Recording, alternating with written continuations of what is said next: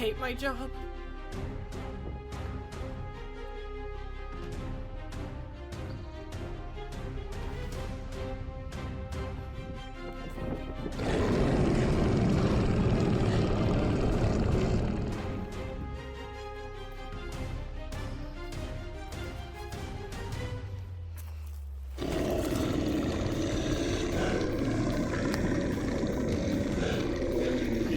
I hate my job, I hate my job!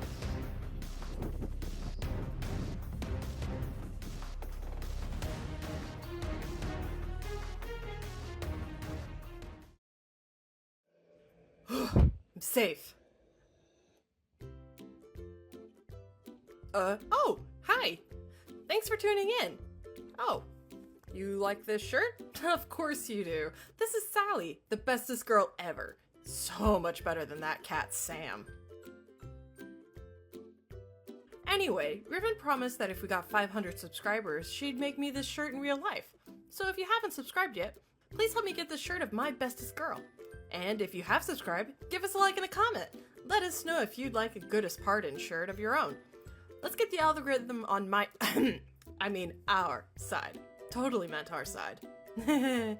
Well, I better go get changed real quick before Rivan shows up. See ya! Hello there. Hey, what have we got today? An evil cult leader trying to sacrifice an ugly hobbit. The Book of 3. So he's trying to sacrifice 3 ugly hobbits? Are you okay? Huh? Oh, I'm fine. Thanks for asking. If it's not a cult leader, what is this about? The Book of 3 by Lloyd Alexander is inspired by legends from Wales. Wales?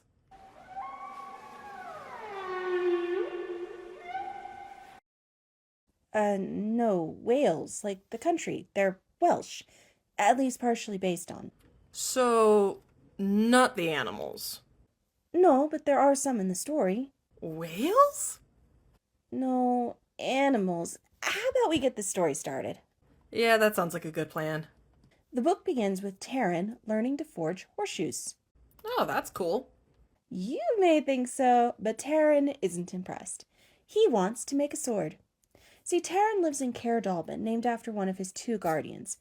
Dallben is 379 years old, is keeper of the Book of 3. The book is in the books? Okay, that's pretty cool. He's also the champion of napping. I mean meditating. And is keeper of Henwyn, the oracular pig. The what? Henwyn is an oracle pig. Dallben and Cole keep her safe from the Horned King. The cult leader from the cover. He's not a cult leader. Okay, history time. Prydain is made of many small kingdoms, ruled over by the High King Math, son of Mathonwy. Prince Gwydion is his war leader and the mightiest hero. Their enemy comes from the land of the dead, Anuvan. King Oran, the king of the land of the dead, stole many of Prydain's treasures, many of which had magic. He has been repelled and is currently held back by the children of Dawn, like Math and Gwydion. King Oran's chief captain is the Horned King. The cult leader. In the present day, Taran is obsessed with the stories and is constantly pestering Dallben for stories and Cole, his other guardian, to teach him to fight. He's about to get his wish. After being scolded by Dallben for waking the old man from his nap, the animals on the farm start acting strange. How so? They're all panicking and run away, even the bees and the chickens. Taran and Cole try to stop Henwyn. Of all the creatures, she's the most panicked and the most important. But the pig squirms away and runs into the forest. Taran crashes after her. He loses the pig and loses his way. The poor kid even manages to stumble across the Horned King and the Cauldron-born, who are also out looking for Henwyn. Wait, what are the Cauldron-born? Dead warriors who have been brought to life to serve King Oran. They can't be killed easily and have no minds of their own. Taran only escapes because no one cares about him.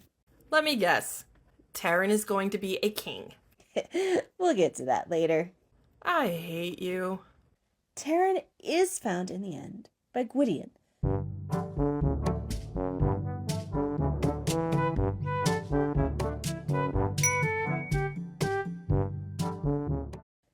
Prince had been on his way to visit Dalbin and Henwin. Taran told him what happened, and the two set off to find the pig. They do find the trail with the help of a strange creature called Gurgi. Taran doesn't like Gurgi much. His mind is completely filled with stories of glory, and, well, Gurgi doesn't really fit into that. The two humans, and I have no idea what Gurgi is supposed to be, but they find Henwin's trail, and they're captured by the Cauldron Born. Gurgi disappears when the fighting starts. Coward. Taran thinks so too, but Gurgi is not a warrior. Neither is Taran really, but he wants to be. And between the lack of fighting ability and being outnumbered, both Taran and Gwydion are captured and brought to Akron's castle. There are a lot of people in this book. True, but Akron's only in here for a short time. She is an enchantress who wants to be on King Aran's good side. Akron loses her temper with Gwydion and locks the two in her dungeons.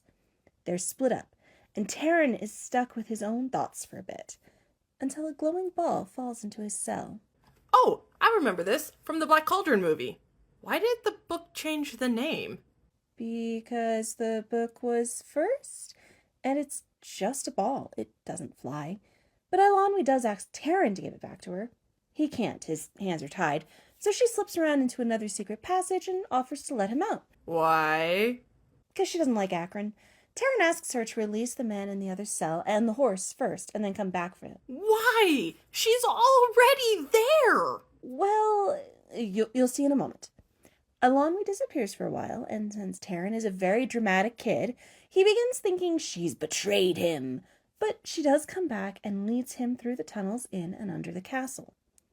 The castle itself is kind of falling apart, which means when there was a weak spot on the floor... Taran fell down there, didn't he? Yep. And Eilonwy jumped down after him. They follow their new corridor because, it has to go somewhere, all the way to a barrow. Who left a wheelbarrow under a castle? No, a barrow, a grave. Why didn't you just say that? Because that's the word the book used, though according to the dictionary, it isn't really that either. So there's this one really rich-looking warrior dead guy in the middle of the room, surrounded by the bodies of some of his warriors. Taran just grabs some guy's sword, but Eilonwy grabs the sword of the rich guy. And as they leave the room and hurry to find an escape, the castle falls down. They do escape into the forest and see the horse and see another guy. But the horse is just fine. Yes, but Gwydion isn't there. Yeah, that's bad. But the horse is fine, right? Yes, the horse is fine.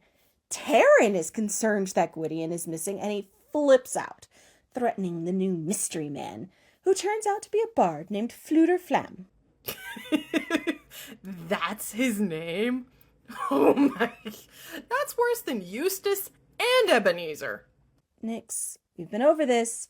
You can't just make fun of someone's name. Someone is going to make fun of you for something one of these days. You make fun of me all the time. True, and you do it right back.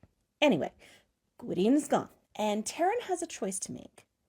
Go home, disappear into the forest, or warn King Math that the Cauldron Born are around and the Horned King has begun the war. He's going to warn King Algebra, isn't he? Math. Yes. Gurgi pops back up, Eilonwy discovers the sword she grabbed is enchanted, and Fluter has a magic harp whose strings break when he lies. And they all set off. That's a lot. Are you sure you didn't miss anything? Well, I did leave out the part where Fluter is a king, but it's not really important right now.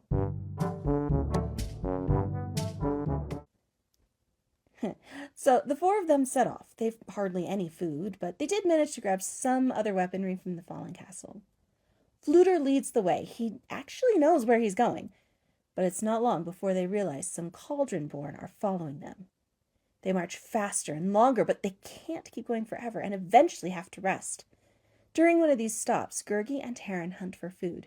Gurgi manages to score a beehive, but a dead branch falls under him and gashes his leg. That is not good. No, it's not. And he gradually gets worse. The Cauldron-born do have to turn around at some point. See, if they go too far from their master, they lose all their power and die. But our heroes are lost. They have no idea where they are anymore. Desperate, they let the horse loose and have her lead the way. After all, Horses always know the way home. No they don't. Well, Fluter thinks so, and she does lead them straight to Medwin. Who? Medwin lives in a valley where all animals live in peace together.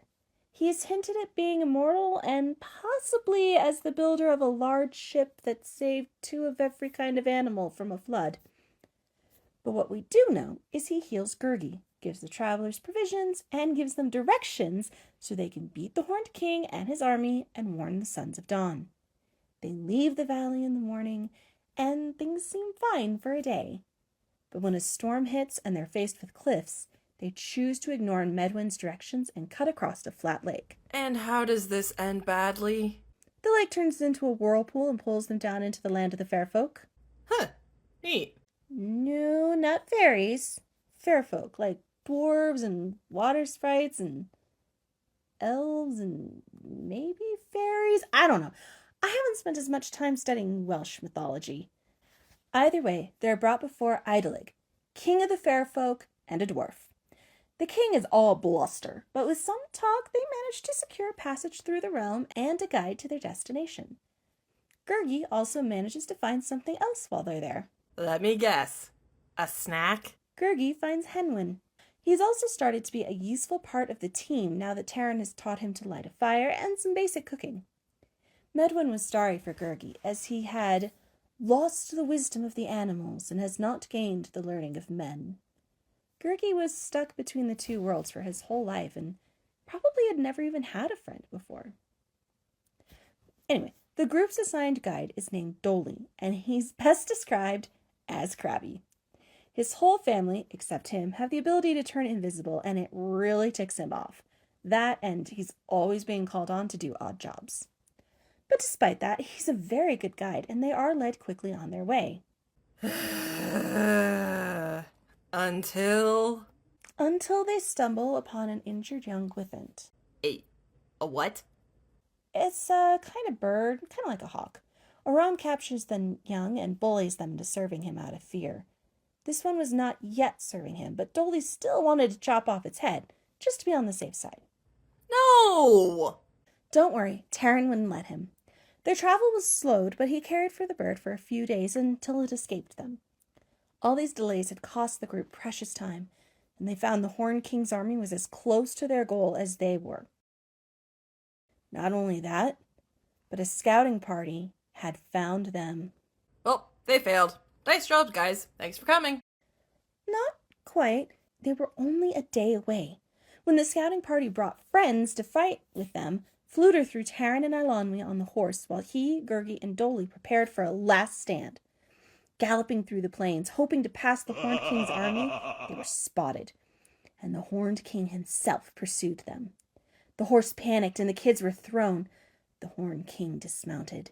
Taran desperately drew his sword only for it to be shattered in one blow. Terrified, he snatched the enchanted sword from Eilonwy. As he drew it part way, lightning engulfed the freed blade and burned Taran's arm.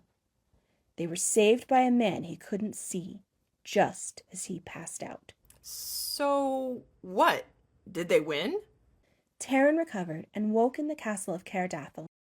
Eilonwy, Fluter, and Gwydion filled him in. I thought Gwydion was dead. So did they, and Gwydion thought Taran was dead. But what had happened was Gwydion had been taken to a different stronghold while Taran was in the dungeon, and he managed to escape. As he was making his way to Caerdathil, Gwythent found him and warned him that his friends were in danger. The same one Taran had rescued. Gwydion also learned the Horned King's true name from Henwin, so when Eilonwy and Taran were about to be skewered, he was able to grab the magic sword, swoop in, and save the day. Fluter, Gurgi, and Dolly had managed to fight their way to the castle, and only Gurgi was injured. And the horse? She was just fine. Whew. After a ceremony and feast, Eilonwy, Gurgi, and Taran made their way back to Caer Dallben. There they were welcomed and stay until the next adventure. Hang on, what about the Black Cauldron? And the witches? Did Disney make them up? And King Auron is still out there. No. This is a series, isn't it? Book 1 of 5. What? You could read them for yourself. There's so much character development I couldn't fit into the retelling. I'm good. Okay. Guess I gotta go find the next one. And what did you make this time? A pig, of course. Actually, she turned out really cute. Anyway, stay safe. Don't get into more trouble than you can handle. And try not to get arrested. I can't bail you out, you know. I'll see you next time.